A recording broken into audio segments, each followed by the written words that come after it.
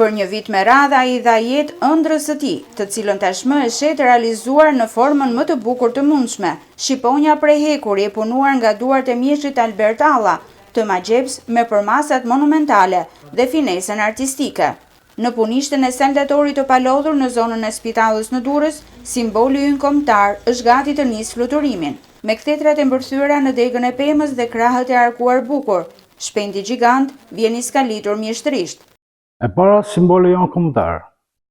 E dyta, bukurinë që ajo ka, madhështinë që ajo ka, kështu që vendosa ta bëj dhe ky është përfundimi që ka dalë. Doja të ishte diçka madhështore, diçka e rrallë, sepse nuk është bërë për herë tjetër në Shqipëri, duke parë nëpër internet, në përfaqe të ndryshme që nuk e ka postuar njëri, nuk e ka bërë njëri tjetër, kështu që vendosa ta bëj dhe besoj se ja kam arritur. Për artizanin nga Pogradeci që prej 20 vitesh jeton familjarisht në qytetin Bregdetar, realizimi i kësaj vepre arti që peshon rreth 150 kg dhe ka përmasa 4 metra e gjerë dhe 2 metra e lartë, ishte edhe një sfidë me veten.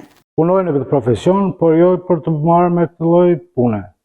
Kjo është një punë që është çuna futur e kam bërë më shumë për se ta quaj çmenduria ime kjo. Shkalla e vështirësisë ka qenë shumë e madhe për të arritur të bëj krahët, të nxjerr formën e trupit ashtu si duhet. Përmasat janë pothuajse përmasa reale të një shqiponje madhështore, çdo detaj, çdo pend, çdo popull që ajo ka është e punuar gjitha me dorë.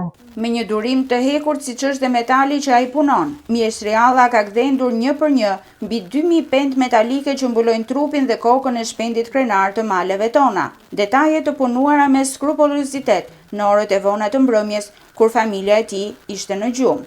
Zakonisht pas ditëve nga mbas orave të punës, në fundjavë, her pas here, jo gjithmonë kuptohet.